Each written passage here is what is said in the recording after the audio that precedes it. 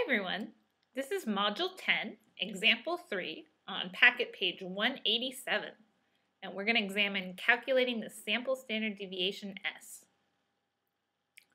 Researchers have found that the blood cholesterol level of all men aged 20 to 34 follows the normal distribution with mean mu equals 188 milligrams per deciliter, abbreviated mg per dl, and a standard deviation sigma equals 41 milligrams per deciliter. So we are given sigma, which is the population standard deviation, and now we're going to calculate S, and we use S here for the sample standard deviation. So question A tells us if researchers choose a simple random sample of 100 men from this population, calculate the sample standard deviation. So we know that we are going to use the sample standard deviation formula from page 183. So we can say S equals our population standard deviation 41 divided by the square root of 100. And that'll work out to be 41 divided by 10, which will simplify to be 4.1 milligrams per deciliter. So now down here in part B, they're asking, what if researchers choose a simple random sample of 500 men? So again, we can go through the same calculations, except that we're going to change our n value that we take the square root of to 500. And so when we calculate that, that's going to be 1.834 milligrams per deciliter. Okay, so what's happening here is that we see in both of parts A and B, oh, this is a typo, this should say 4.1. In both parts A and B, the sample standard deviations are smaller than the population standard deviations. So this makes sense because we know that when we take a sample, that's going to compress the data. But what might be surprising is when we take the larger sample, when the square root is of 500, that shrinks our standard deviation even more. So the larger sample has the smaller standard deviation. So question C asks us which sample is more likely to give an accurate estimate of the population mean, and how do the sample standard deviations compare?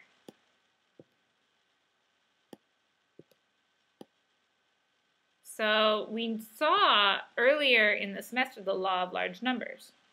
So we know that part B, with the larger sample, n equals 500, is more likely to give an accurate estimate of the population mean. And then we saw that the larger sample has compressed the standard deviation more than when n was 100. So we'll say the larger sample, n equals 500, has compressed the standard deviation more than when n equals 100. Mathematically, this makes sense because if we're taking the square root of a larger number in the denominator, we expect that'll be a larger number we're dividing by, and thus shrink the standard deviation even more. In example 4, I directed you to look at some applets online, so let's go look at those together. The first one is a simulated coin toss. And so if you're tossing a coin, we expect that the probability of heads is going to be 50-50, right? You may have to make a few tosses before you get close to that. So we'll assume this is a fair coin, and then in this demonstration they're going to simulate 1,000 tosses. And then they're going to increase the repetitions. So here on the green path, you can see it starts off with heads, and then it goes tails, and then heads again, right? So this one starts off a little biased towards heads, and then it comes down more biased towards tails. And then it gets closer after 1,000 tosses to 50%. So let's play through what would happen if we had a whole bunch of different tosses. And so you can sort of see as it's playing through here that no matter the color of the line, that it's still getting, if we pause it right here, if we pause it right here, we can see it's still getting, no matter whether you start off with heads or start off with tails down here, it's still getting very, very close to 0.50 when we run 1,000 coin tosses. Let's go ahead and look at the next demonstration, a dice rolling experiment. So in this first example, we start off with 50 rolls, and it's showing us the distribution, and you can see it in the pie chart or in the graph down here, the average die roll. So we expect that we should get each possibility equally, right? Each possibility should be 1 out of 6, which is like 0.167 or close to 0.17. So let's look what happens if we do more and more rolls. So look at this. You see the numbers changing? Oh.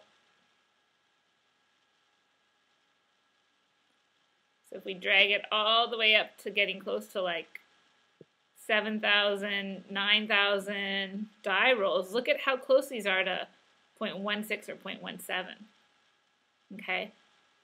And the average, if you add up all the different spots, you should expect the average is going to be 3.5. So that's like if you added 1 plus 2 plus 3 plus 4 plus 5 plus 6 and then divide by 6, your average is going to be this 3.5 that they're showing right here. The third demonstration gives us a list of numbers from 0 to 1, and you could choose some other things to investigate what happens. So this one is looking at the sample mean, right?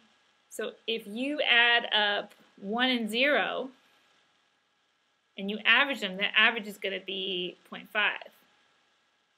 Okay, let's add another number. Oh, if you add a third number, oh, it went too fast on me. Okay, if you add a third number and they're all zeros, then that sample mean is going to be 0, 0, 0. If we had a fourth number, another 0, okay, that sample mean is 0. Sample mean is 0. Oh, now we got a 1. See how that raises the sample mean?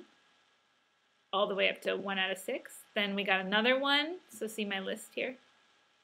Then if we let it play through, we expect averaging zeros and ones that we should get to 0.50. So you can see as it plays through all these different experiments, see how it's getting closer and closer and closer to 0.50? Let me try to catch it at the end. Yeah, so see, if you run 98 numbers, the mean is 0.54. So really close to 0.50 or 50%. Okay, let's look at page 188 and think about how to apply this. So this brings up insurance. Insurance companies function on this idea that we all face risks that are rare or unlikely, but will carry a high cost. So think of the things that people have insurance for: fire, floods. Some people buy earthquake insurance. So what insurance does is it spreads the risk.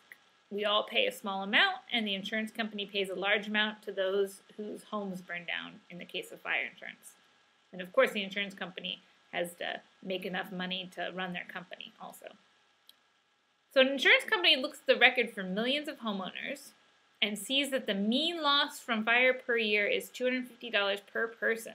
So that's because most of us have no loss, but a few lose their homes. The $250 is the average loss. So the company plans to sell fire insurance for $250 plus enough to cover its costs and profits. So explain clearly why it would be unwise to sell only 12 policies, and then explain why selling thousands of these policies would be a safe business. So if you sell only 12 policies, there would not be enough income to cover the costs of even one fire. If thousands of policies are sold,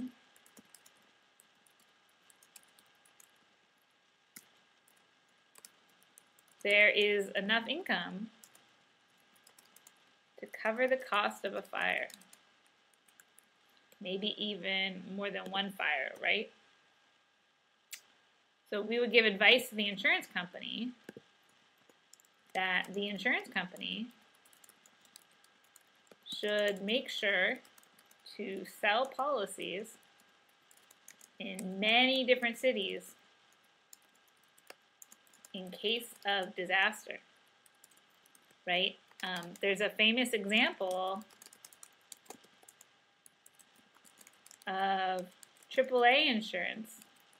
Is it AAA insurance? Maybe it's Farmers Insurance.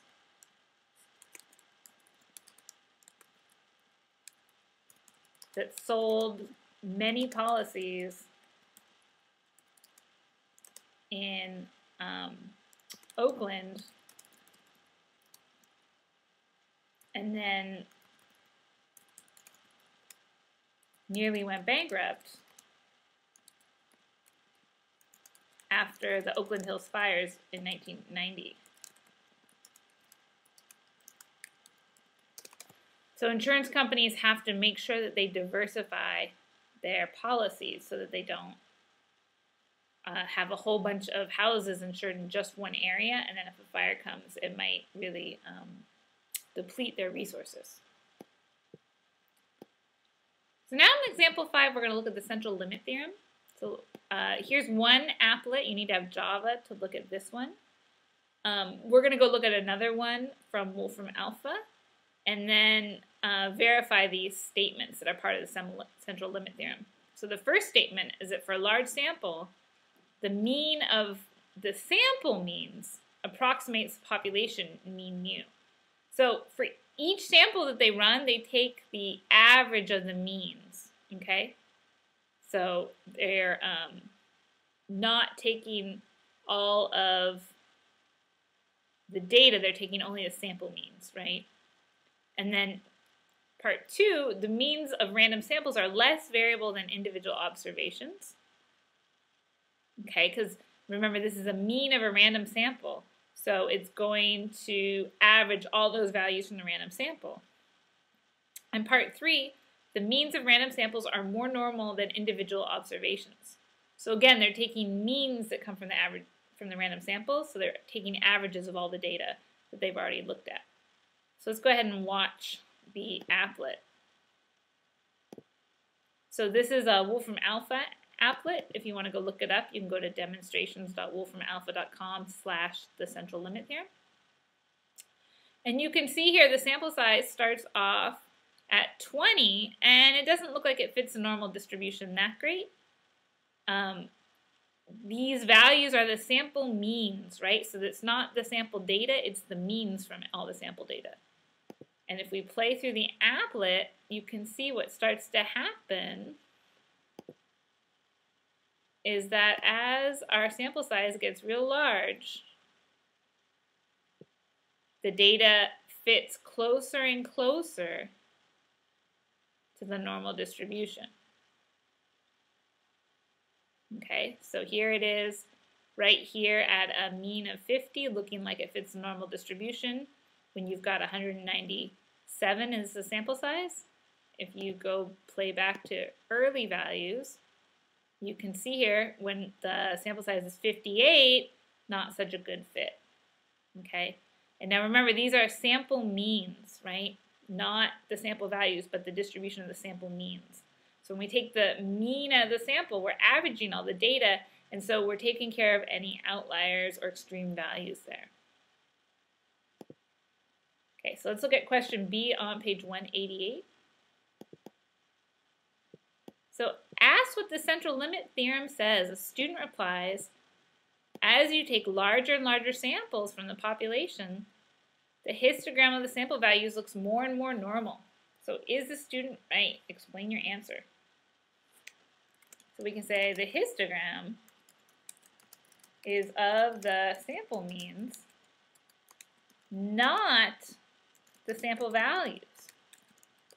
So see how the student mistakenly thinks that we're looking at sample values?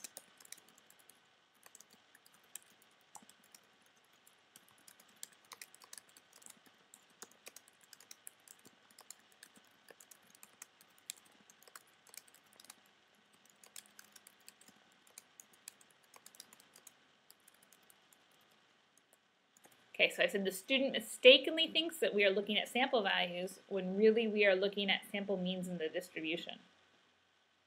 Okay, and we talked about this earlier. Sample means account for having extreme value by averaging the data in the samples. Okay, so the student is not quite right because the histogram is of the sample means, not the sample values. Okay, so go ahead and look at the calculator directions on the next pages.